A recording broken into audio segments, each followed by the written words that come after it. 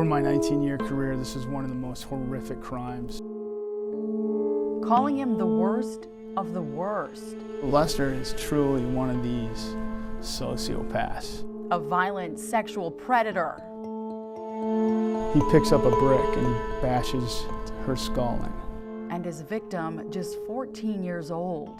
He was a monster. He was Mary Ellen's monster that night. Decades ago, Lester Eubanks sentenced to death. But years later, he's given a chance to walk outside those prison walls. It's a mistake, I think, that we're all paying for to this day. Lester Eubanks escaping custody in Ohio back in 1973.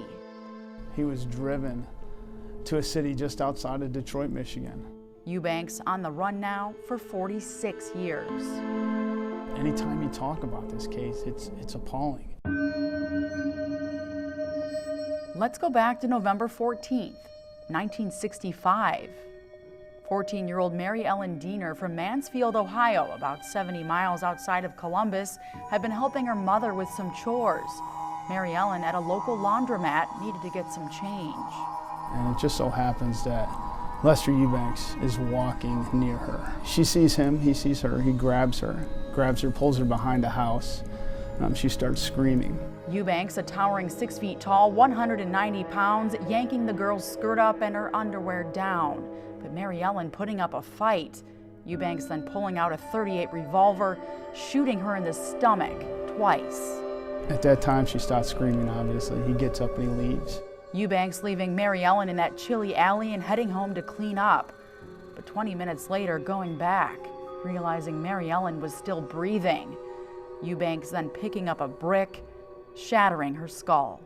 Police finding her body 2 hours later, coins scattered, some still in her lifeless hand. Her grandmother, who went looking for her, walked up on her and was able to identify her that same night. And it was a horrific story for that family. Eubanks arrested the next day after church, enjoying a leisurely breakfast with his pastor. The cops came to his house and he confessed to the entire crime. In 1966, the case heading to trial. Eubanks, who had been out on bond for a previous sexual assault when he attacked Mary Ellen, even testifying. Justice Swift, a jury quickly finding him guilty. When they came back, the sentence was death. But facing punishment for his crime, not so swift. Lester Eubanks was scheduled to be executed 3 different times. And in 1972, the U.S. Supreme Court ruling the death penalty unconstitutional. Eubanks' sentence, along with roughly 50 other death row inmates, commuted to life in prison without parole. That's when Lester started putting together this plan to become an honor inmate. U.S. Deputy Marshal David Seiler says Eubanks soon began earning letters of recommendation from prison staff, even becoming quite the talented self-taught oil painter, winning prison awards for his work. Then on December 7th, 1973, Eubanks, with such good behavior, allowed to go Christmas shopping with 3 other inmates. 2 guards dropping them off at a Columbus shopping mall at 10 a.m., prepared to pick them up 4 hours later. 2 p.m. came on that date and Lester never showed up. However, we were able to identify that Lester was picked up by a close associate. Seiler says that friend then drove Eubanks here to Michigan. Eubanks staying in the Metro Detroit area for about 2 weeks, but overstaying his welcome and hopping on a bus to California. He knew that his life on the run had just begun. Eubanks staying with a woman that he'd been corresponding with from prison in North Hollywood, falling off the grid.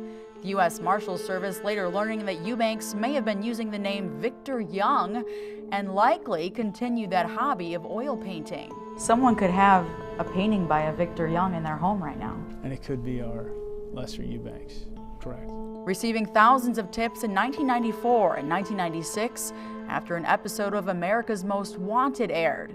Los Angeles police on his trail, but Eubanks one step ahead of them. He was able to just barely escape and walk away. U.S. Marshals later developing sources telling them that Eubanks had gone back to Ohio several times in 2003, 2010, and 2012. And why would he come back?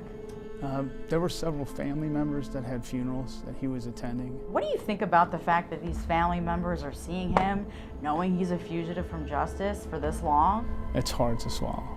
Lester Eubanks then placed on the U.S. Marshals Top 15 Most Wanted in 2018, the case gaining more national exposure. A $25,000 reward now offered to help find him. But could cops be chasing a ghost? Seiler says his gut says no. Someone told me that you don't know where he is and you're never gonna find him. Tells me one of two things. One, he's had contact with that person, and two, he's alive. What do you think when someone tells you that? That this is a game to them.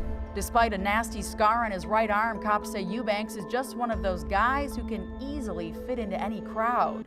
He's always been one of those guys that dressed appropriately, and he always wore a large amount of cologne. The nightmare continuing for Mary Ellen's family, as her sister still works closely with U.S. Marshals to help find Eubanks. She is one of those family members that she doesn't quit. She is in the fight for Mary Ellen. Seiler and others dedicated to that fight daily. Someone's got to fight for Mary Ellen. I mean, somebody's got to fight for someone who can't fight for themselves, and that's why we do this.